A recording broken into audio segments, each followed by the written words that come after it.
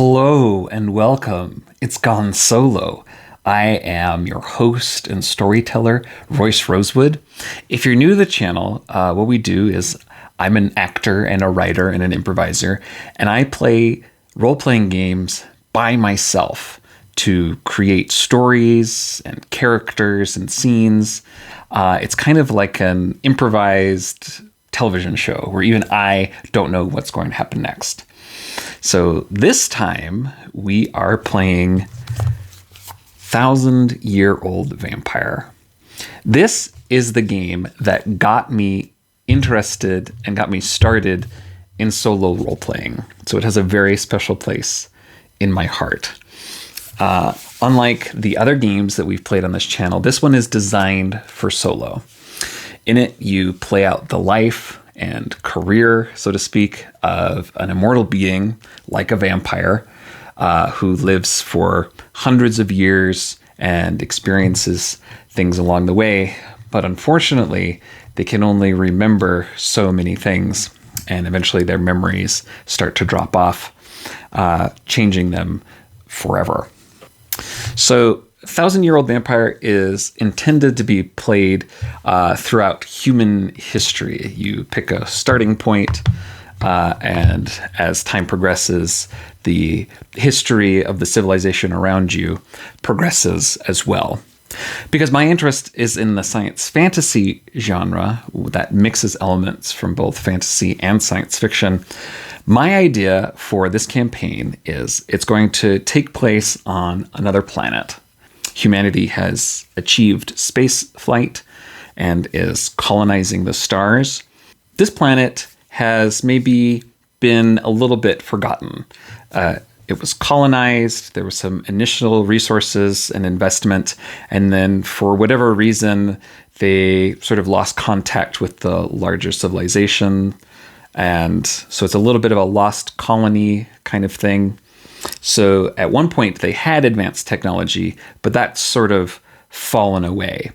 Think sort of like Firefly is what I'm thinking, sort of a frontier world where, they maybe once upon a time had spaceships, maybe spaceships still run, there might be lasers, but it's mostly horses and wagons and the things that people are able to make with the resources they have available.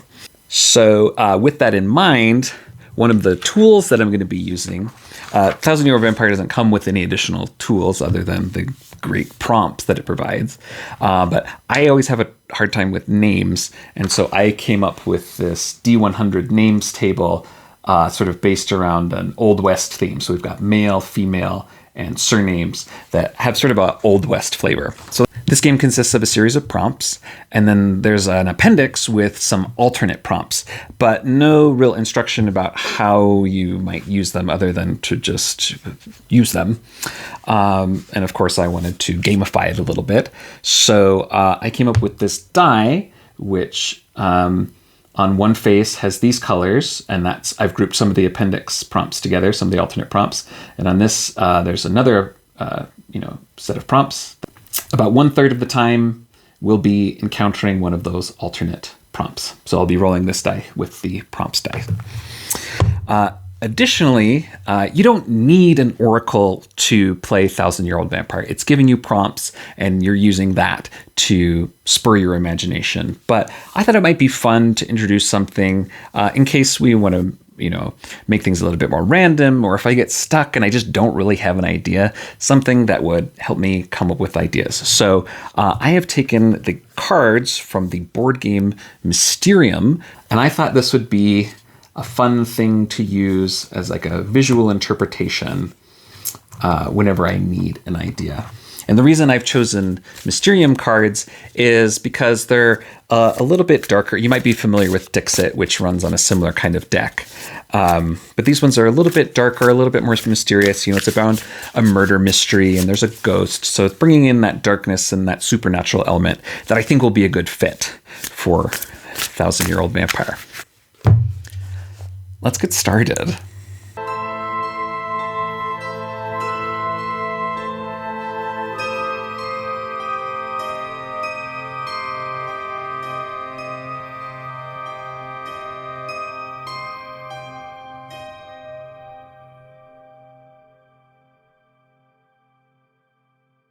Thousand-Year-Old Vampire is a lonely solo role-playing game in which you chronicle the unlife of a vampire over the many centuries of their existence, beginning with the loss of mortality and ending with their inevitable destruction. This vampire will surprise you as they do things that are unexpected, unpleasant, and sometimes tragic. Making gut-churning decisions, performing irreconcilable acts, and resolving difficult narrative threads are what this game is about as you explore the vampire's human failings, villainous acts, and surprising victories. So to get started, we need to create our character. So let's roll up a name on our Old West style name list. So I'm going to roll a D100 plus this D2 to determine whether our vampire is male or female. 1 for female, 2 for male. All right, we've got male 60, Levi, and a last name 62, Levi McKinney. And then keeping in mind that this is sort of a colony, Wild West, probably agricultural planet. What does Levi McKinney do? I'm going to consult our Mysterium oracle for some inspiration. All right, well, we see sort of this shack and this tower and some rats. I'm going to say that Levi McKinney is a rat catcher. And what is the name of this planet? I'm going to consult our oracle. All right, we've got a swordfish and a cup of tea. I'm going to take brew from the tea bag and fish from the swordfish, and we'll call it Brewish. Brewish is the name of the planet, and then I'll roll on this surname table for the name of the settlement. 31, Garrett. Thousand-Year-Old Vampire runs on what I consider to be the genius of the system, which is a set of experiences that are encapsulated into memories. As we answer our prompts, we're going to create experiences, which are evocative sentences and phrases that represent the things that our vampire remembers. Unfortunately, we can only have so many memories at a time, and each memory can only hold a certain number of experiences. So as we go throughout the game, if we want to keep a hold of the experiences that we have to find some way that they connect to previous experiences so that they can be in the same memory. Our first experience is a simple one, just imagining our life. I am Levi McKinney, born in the town of Garrett on the world of Brewish. I eke out a meager living as a rat catcher and vermin hunter. Now we need to create 3 mortal characters. Know that these characters can and should be very important, but will not be around for long. Let's say that Levi has a lover or a beloved. Let's see who that is. All right, 77. Opal. 84. Opal Sullivan. Tell us a little bit about Opal. All right, well, we see a woman here on a bridge in a white gown and a hat, and she is a traveler, and she's got a large case here, which looks to me to be like a painter's case. So we'll say that she is a landscape painter. Opal Sullivan, a landscape painter, my beloved, hopelessly beyond my station. I'm thinking if this is a hardscrabble world and this woman has the time and resources to be a painter, she's probably from one of the wealthy families if she doesn't have to work. I want there to be sort of the head of the town as sort of like a rival or an enemy or someone that Levi comes up in contact with. So who's the head of this town? All right, 85, Samantha. 23. Douglas. Oracle, tell us a little bit about Samantha Douglas. Oh, we have a snowman, a cart, and there's some moons. I wanted her to be an enemy and a rival, so what I'm going to take this to mean is that she's cold-hearted. Samantha Douglas, Mayor of Garrett, Heart of Ice. And then one more. We'll roll up a name and then see what that makes us think of. All right, 85. Theodore. 77. Theodore Riley. Let's draw a card. See what Theodore Riley's all about. Oh, I see a bed. I see a ball. There's something like youthful about this. So I'm going to say Theodore Riley is like an urchin who Levi has taken under his wing and is sort of training him to also be a rat catcher. Theodore Riley, orphaned urchin, my apprentice, and ward. Now we are supposed to come up with 3 skills and 3 resources. So for skills, obviously we'll put rat catching. I want to give him, obviously he's been able to attract the attention of someone who's like way above his class. So I'm going to give him, what are we going to call it? Like a poetic disposition. So he has a way with words and writing poetry. I'm not sure about this 3rd skill. Let me draw a card, see if we're inspired. Oh, there's a ship and spyglass. Yeah, let's say sailing. There might be, oceans on this world and many ways to explore, and maybe that's sort of where he got started. Resources. I want him to have a painting that Opal has given him. What's the content of this painting? I'm going to say that this card is the exact painting that she's given him. So a painting of a ballerina frog.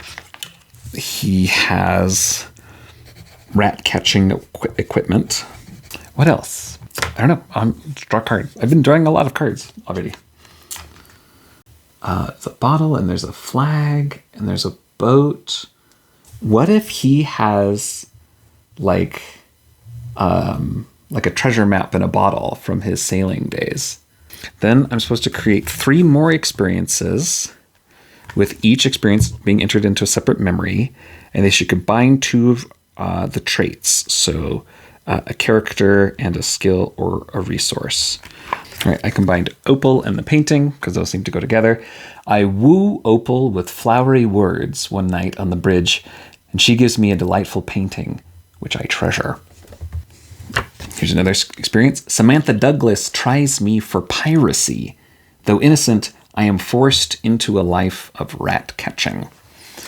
So that brings in the mayor character, the reason that that there might be a rivalry or an enemy between them, and the reason why he used to sail, but now is a rat catcher. I tell Theo tales of my sailing days. His eyes light up when I show him the map. This is sort of with the urchin and the rat catching and the pirates and the sailing. It's a little bit more kind of urban Dickensian, Robert Louis Stevenson kind of thing, which I'm also fine with. And now we need to make an immortal. This is the creature that gifted or cursed your vampire with unlife. Create a mark and an experience that explain how your vampire became a creature of the night. We are going to give this immortal a name. 18. Cassandra. 73. Cassandra Perkins. And tell us about her. Well, we've got these ropes and we've got these hooks. This sort of, it's making me think of like docks. So I'm thinking Cassandra, that now that we've interested the sailing and the piracy, I think she's some sort of like, she's still a vampire, right? There's some rules that we have to adhere to, but sort of more of like a mermaid or like a siren. And Levi was sort of lured down to the docks and preyed upon there. So we'll call her Cassandra Perkins, a siren of the deep, and her nickname is Ironheart, because this sort of looks like a heart made of iron. Here we go. I am drawn to the docks by the siren's song. Cassandra's bite gives me neck gills and fishy eyes. Just so we're on the same page, because we're moving sort of away of what we think of as a vampire with this sort of aquatic theme. Here's what it says a vampire should be and do. A vampire should prey on human beings for sustenance, should seek to camouflage themselves among those on which they feed, should have been a human once but still have human needs in one sense or another, should be susceptible to environmental dangers that regular mortals might not care about, such as sunlight, should be practically immortal, and should be mostly a loner. Okay, so I think sort of gearing towards a supernatural creature, a sea vampire, will still work. All right. So the mark is neck gills and fishy eyes. I wear a scarf and avert my gaze. So there we are. We've got 5 experiences, each in 5 different memories. We've got our starting skills and resources. We've got our mark and some starting characters.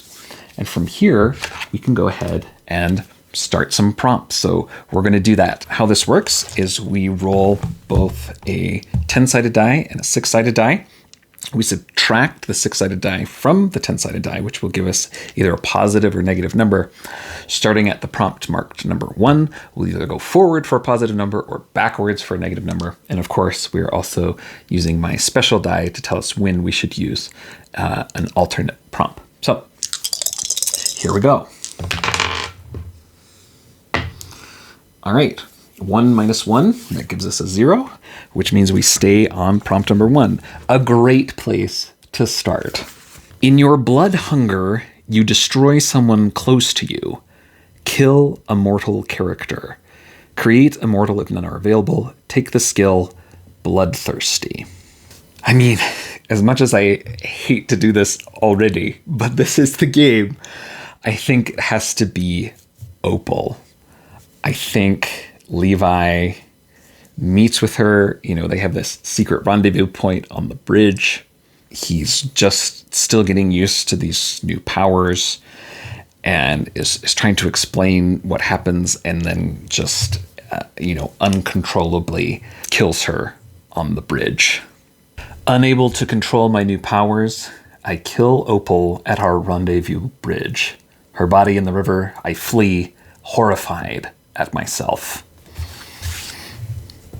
And we cross off Opal.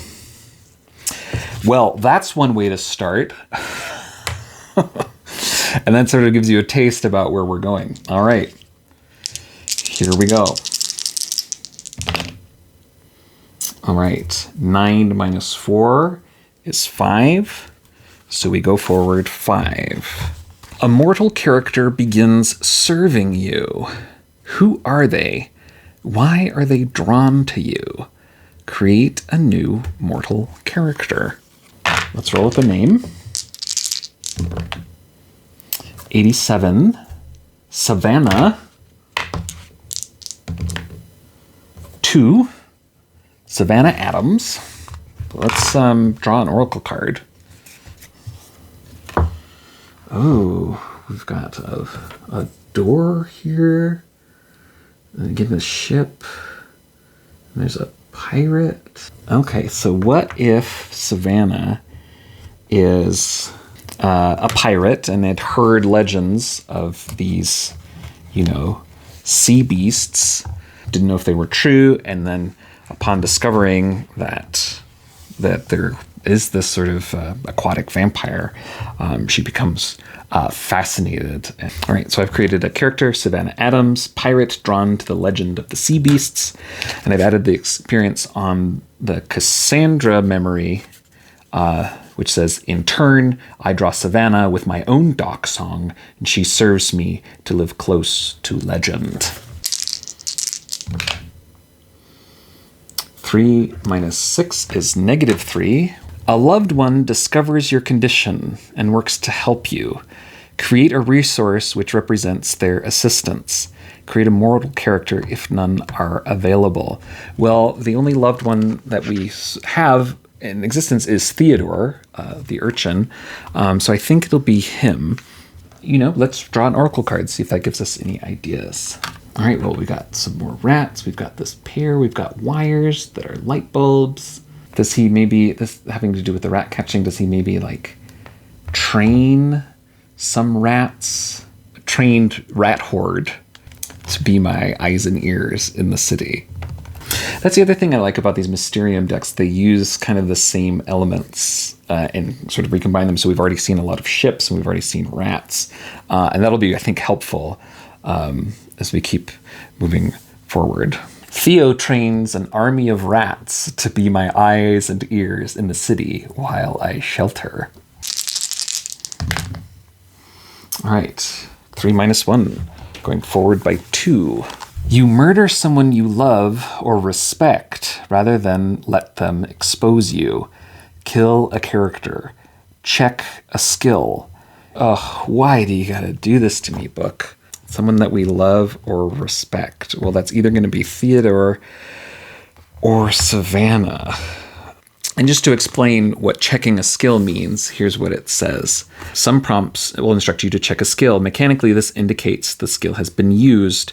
If unchecked skills are what your vampire is capable of, checked ones are what they have done. They are part of your vampire's being. They are who the vampire is. I think it's going to be Savannah, right? And we're going to check Bloodthirsty. And again, in the same memory with Cassandra and Savannah, it says, Savannah wants to show me to the world. I strangle her and drown her at the docks.